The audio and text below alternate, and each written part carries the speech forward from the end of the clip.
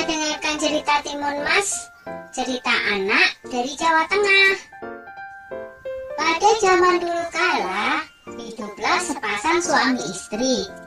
Mereka adalah petani yang tinggal di sebuah desa di dekat hutan. Mereka hidup bahagia. Sayangnya, mereka belum dikaruniai seorang anak. Setiap hari mereka berdoa kepada Yang Maha Kuasa agar segera dikaruniai seorang anak. Suatu hari, seorang raksasa melewati tempat tinggal mereka. Raksasa itu kemudian memberi sebuah biji mentimun. Tanamlah biji ini, nanti kau akan mendapatkan seorang anak perempuan, kata raksasa. Terima kasih raksasa, kata suami istri itu. Tetapi ada syaratnya. Pada saat usianya 17 tahun, kalian harus serahkan anak itu kepadaku, saud raksasa.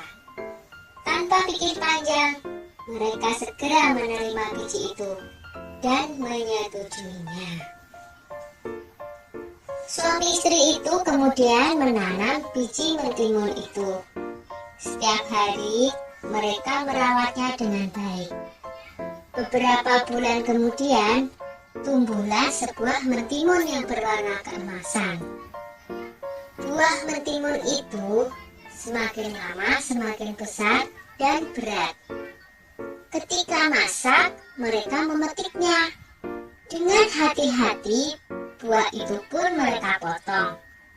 Betapa terkejutnya mereka, karena di dalam mentimun itu ada seorang anak bayi perempuan yang cantik dan lucu. Tahun demi tahun berlalu, Timun Mas tumbuh menjadi gadis yang cantik jelita. Kedua orang tuanya sangat bangga padanya.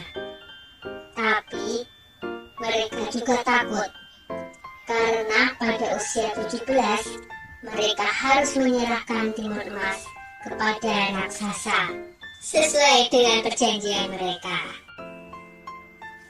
Ketika Timun Emas berumur 17 tahun, si raksasa datang. Pak Tani berkata, "Tunggulah sebentar, Timun Emas sedang bermain.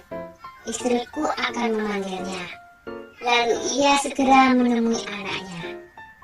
"Anakku, ambillah ini," kata Pak Tani sambil menyerahkan sebuah kantong kain. "Ini akan menolongmu melawan si raksasa. Sekarang, larilah secepat mungkin." Timun Mas pun segera melarikan diri. Raksasa segera berlari mengejar Timun Mas. Raksasa semakin dekat. Timun Mas segera mengambil segenggam garam dari kantong kainnya. Lalu, garam itu ditaburkannya ke arah raksasa. Tiba-tiba, muncullah sebuah laut di depan raksasa. Dia terpaksa berenang dengan susah payah. Timun Mas berlari lagi, tapi kemudian raksasa berhasil mendekatinya. Timun Mas kembali mengambil benda ajaib dari kantongnya dan dilemparkannya ke arah raksasa. Seketika muncullah pohon dengan ranting dan duri-duri tajam menghalangi si raksasa. Raksasa berteriak kesakitan. Tapi raksasa itu sungguh kuat dan terus mengejar Timun Mas. Maka Timun Mas pun mengeluarkan benda ajaibnya yang ketiga.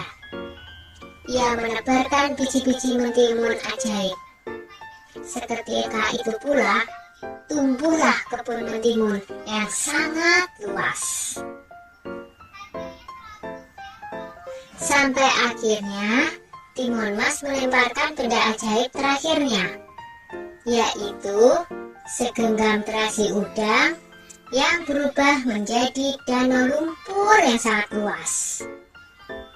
Raksasa itu akhirnya terjerembab di danau lumpur itu dan tak bisa lolos lagi. Timun Mas selamat dari kejaran raksasa. Timun Mas pun kembali ke rumah orang tuanya. Ayah dan ibunya sangat senang melihat Timun Mas berhasil selamat. Sejak saat itu, mereka hidup bahagia bersama-sama. Sudah dulu ya cerita Timun Masnya. Jumpa lagi.